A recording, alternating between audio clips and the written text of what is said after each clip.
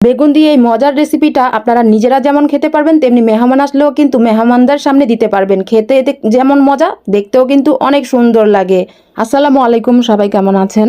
আরও একটি নতুন রেসিপির ভিডিও নিয়ে আসবো আজকে।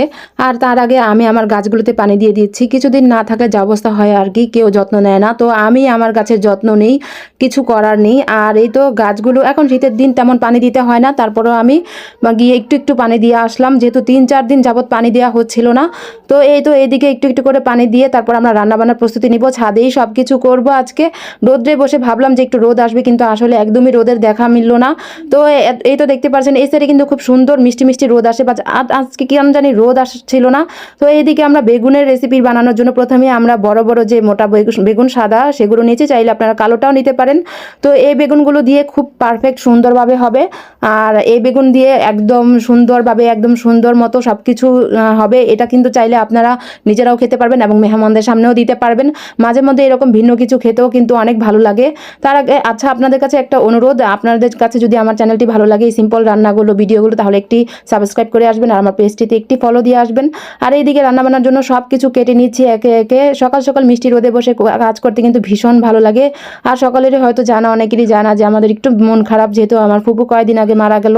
তো যাই হোক, সবার একটু টুকটাক মন খারাপ, ভিডিও দিতে তেমন ইচ্ছা করে না, তারপর অ্যাক্টিভ থাকার জন্য দিতে হয়। আপনারাও এই কাজ করবেন, সর্বদা পেজ এবং চ্যানেলে অ্যাক্টিভ থাকার চেষ্টা করবেন।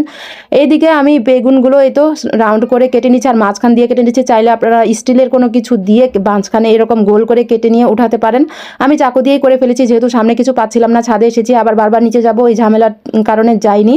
তো এইদিকে বেগুনগুলো যেগুলো বাড়তি আমরা কেটে নিচ্ছি সেগুলো কুচি কুচি করে কেটে নিচ্ছি, ছোট ছোট করে পিস পিস করে কেটে নিচ্ছি। কাঁচামরিচ কুচি, পেঁয়াজ কুচি, ধনেপাতা কুচি কেটে নিচ্ছি। মজার এই রেসিপিটি চাইলে আপনারাও ট্রাই করতে পারেন। আপনারা কিন্তু এরকম রেসিপি খেলে একবার খেলে বারবার খেতে ইচ্ছে করবে। তো কাঁচামরিচগুলো আস্তে আস্তে কেটে নিচ্ছি। কাঁচামরিচ কাটতে আমার আসলে একটু ভয় লাগে, কারণ হাত ভীষণ রকমের জ্বলে। তারপরে একটা ডিম দিয়ে দিচ্ছি। একটা ডিম দিতেও পারেন, 2টা ডিম দিতে পারেন। আমি একটা ডিম দিয়েই পারফেক্টভাবে বানিয়ে ফেলেছি। 2টা ডিম দিলে অবশ্য এটা একটু ঝামেলা হয়ে যায়। তো এইদিকে হলুদ, মরিচ, একটু ধনে গুঁড়া, লবণ সব কিছু সুন্দর মতো দিয়ে এখন ভালো করে মেখে নিচ্ছি। হাত দিয়েই মেখে নিচ্ছি। ভাবলাম যে ফার্স্ট টাইমে যে চামচ দিয়ে করবো না, হাত দিয়ে ভালোভাবে হয়, বাঙালি বলে কথা। বাঙালিরা কিন্তু হাত দিয়ে কিছু না করলে ভালোই লাগে না। আপনাদের কাছে একটা অনুরোধ, আপনারা সবসময় ভিডিও দেখার আগে একটা লাইক দিয়ে তারপর কমেন্ট করবেন। এটা কিন্তু অনেকেই ভুল করে, আগেই কি করে কমেন্ট করে বসে থাকে, লাইক না দিয়ে। লাইক দিয়ে তারপর কমেন্ট করলে আসলে এটা অনেক ভালো হয়, আপনাদের জন্য ভালো হয়, আমাদের জন্য ভালো হয়। এইদিকে রান্নাবান্না বসিয়ে দেওয়ার জন্য আমরা আবার নিচে চলে এসেছি, একদম বিনা ঝামেলায়। তারপর তেলটা গরম, চুলা ধরিয়ে তেলটা গরম বসিয়ে দিয়েছি। এখন আমরা এগুলো দিয়ে দিব, সবগুলো সুন্দর মতো আস্তে আস্তে দিয়ে দিব। তার আগে আমি আরেকবার ভালো করে মেখে নিচ্ছি। তেলটা একটু গরম হয়েছে, তারপর আমি বেগুনগুলো দিয়ে দিয়েছি। অল্প একটুই করেছি, কারণ আমরা এর আগে বানিয়েছিলাম, খেয়েছি, বাট এখন তাড়াহুড়া, কারণ মনটা ভালো না, তাই বেশি বানিয়ে নিই। কারণ বেশি বানালে খাওয়া হবে না, যেহেতু তেমন এখন খাওয়া দাওয়ার পরিমাণটা একদমই কমে গিয়েছে।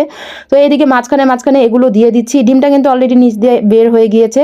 2টা ডিম দিলে কিন্তু আরও বের হয়ে যেত। তারপর আমি নিচ দিয়ে এগুলো ভালো করে একটু এদিক সেদিক করে ভালো করে সেভ মতো এগুলো দিয়ে দিয়েছি।